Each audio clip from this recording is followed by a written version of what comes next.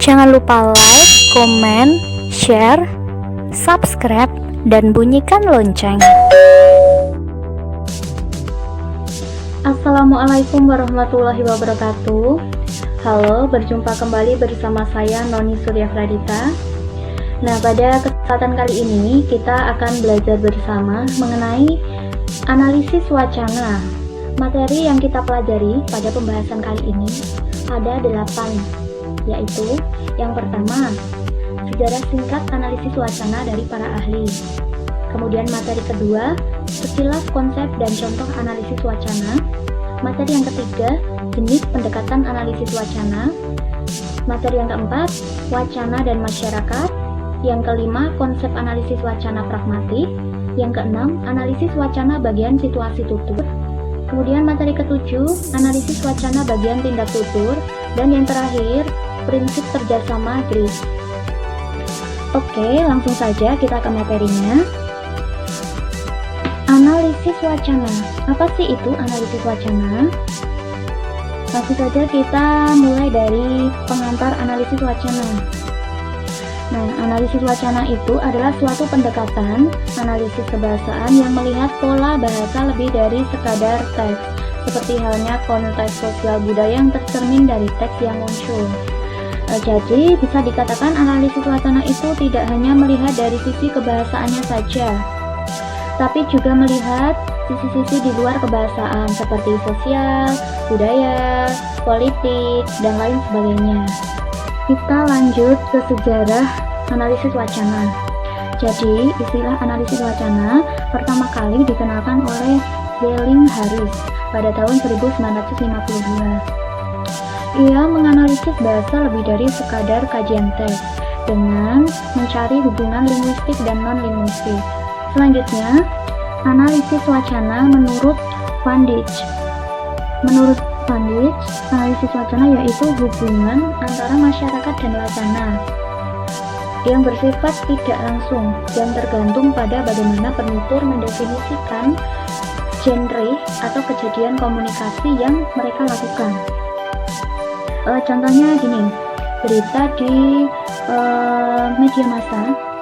Nah, dari berita tersebut tidak hanya berisi tentang informasi, namun juga ada makna-makna lain di balik informasi tersebut. Ada maksud lain di luar sekedar informasi, atau ada makna kontekstual seperti itu. Berikutnya, menurut Firth. Jadi, menurut Firth, untuk memahami wacana perlu memahami makna apa yang dikatakan atau dituliskan seseorang tentang konteks, situasi, dan kultural yang dimaksudkan. Jika tidak memahaminya, maka tidak mungkin bisa tahu maksud dari suatu teks. Contoh sederhana, apabila ada orang dari Korea mengatakan, "Wah, bayimu sangat lucu, seperti anak anjing." Nah, di situ kata anjing kalau di Indonesia merupakan kata yang memiliki konotasi negatif, tapi lain halnya dengan orang Korea menganggap bahwa anjing itu sesuatu yang lucu, imut. Nah, oleh karena itu tadi orang Korea mengatakan bayimu sangat lucu seperti anak anjing. Itu merupakan suatu pujian bahwa anaknya lucu, imut seperti itu. Jadi ini tadi yang dimaksudkan Firth. Jadi dalam memahami wacana perlu memahami makna apa yang dikatakan, dituliskan tentang konteks, situasi, dan kultural yang dimaksudkan. Jadi seperti itu, kultur, budaya. Nah, kalau menurut Halliday,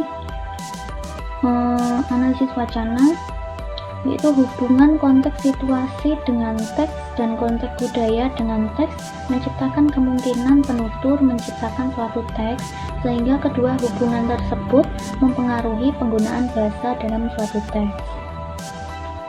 Nah, dari beberapa pendapat mengenai analisis wacana menurut Van Dijk, Firth, kemudian Halliday, dapat disimpulkan bahwa analisis wacana melihat apa yang terjadi saat orang memanfaatkan pengetahuan yang mereka miliki tentang bahasa.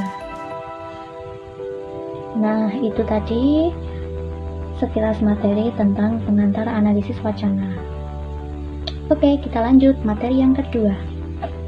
Materi yang kedua yaitu mengenai konsep dan contoh analisis wacana. Kita lihat contohnya. Yang pertama itu ada kalimat "selamat belanja di Indomart".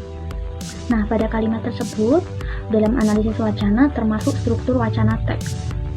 Karena kalimat tersebut adalah salah satu bentuk struktur wacana untuk mengajak konsumen melakukan transaksi pembelian di semua retail Indomart. Jadi, kata "selamat belanja di Indomart" merupakan struktur wacana teks yang merupakan bentuk strategi marketing dari Indomart tersebut. Kemudian, contoh yang kedua yaitu pada slogan minuman Coca-Cola. Coca-Cola itu pada tahun 2016 sebenarnya itu slogannya "Taste the Feeling". Namun, strategi marketing yang dilakukan dalam setiap negara itu berbeda-beda. Ada perbedaan pandangan. Menurut Mills, analisis wacana telah bergeser dari menyoroti satu aspek penggunaan bahasa ke lainnya, serta digunakan dengan cara berbeda oleh peneliti yang berbeda juga. Itu menurut Mills. Menurut Fairclough, analisis wacana bersifat linguistik dan sosial dalam orientasinya sehingga tidak membedakan pada orientasi tekstual maupun sosial. Kemudian menurut Cameron and Kulik, bahasa selalu lekat dengan sosial sehingga analisis wacana tetap harus ditafsirkan dalam hal makna dan fungsi sosial mereka.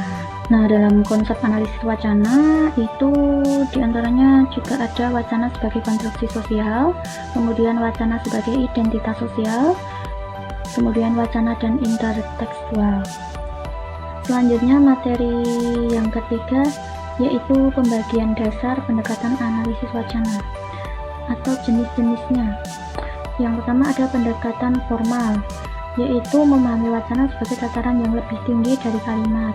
Wacana dikaji dari jenis, struktur, dan hubungan bagian-bagiannya. Dalam hal ini, analisis wacana melihat kohesi dan koherensi. Yang kedua, pendekatan sosiologis empiris, yaitu memahami wacana sebagai peristiwa tutur yang terikat dengan konteks. Pendekatan ini melihat wacana dari pembicara, hal yang dibicarakan, dan mitra bicara. Kemudian, pendekatan kritis, dikenal juga dengan analisis wacana kritis, dan menjadi pendekatan kontemporer untuk bahasa dan wacana dalam lembaga sosial. Materi yang keempat, yaitu wacana dan masyarakat. Ada komunitas wacana. Komunitas wacana yaitu sekelompok orang yang berbagi beberapa jenis aktivitas. Mereka memiliki komunikasi khusus satu sama lain karena memiliki tujuan, nilai, dan keyakinan yang sama. Contohnya dari komunitas wacana yaitu Dagadu. Dagadu adalah bentuk dari komunitas wacana yang ada di Jogja. Bahasa sebagai praktik sosial kedaerahan. Wacana sangat dipengaruhi faktor sosial dan kedaerahan. Saat kita berbicara, dengan siapa kita berbicara, sampai topik pembicaraan. Kemudian wacana gender. Wacana gender yaitu wacana dan gender menjadi sorotan menarik sejak perjuangan feminisme dari gelombang pertama sampai sekarang. Kemudian wacana identitas yaitu manusia memainkan lebih dari satu peran dalam hidupnya. Dalam mengambil peran, wacana tersebut mengikuti peran yang dijalankan. Kemudian wacana ideologi.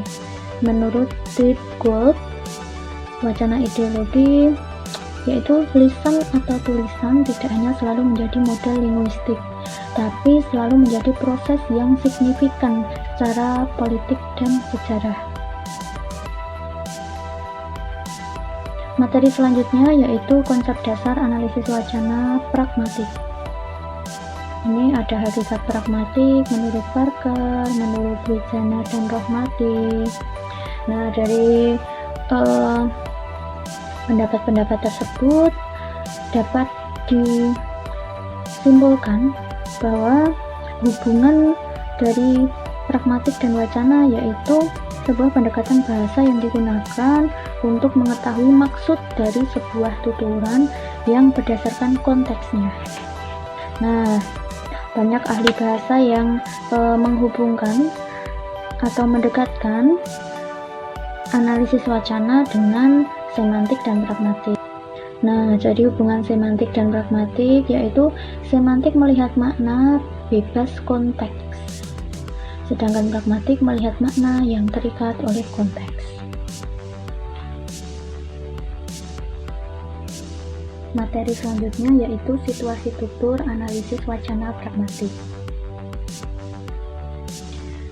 Ada kalimat penolakan, menolak, lalu membujuk, dan menginformasikan.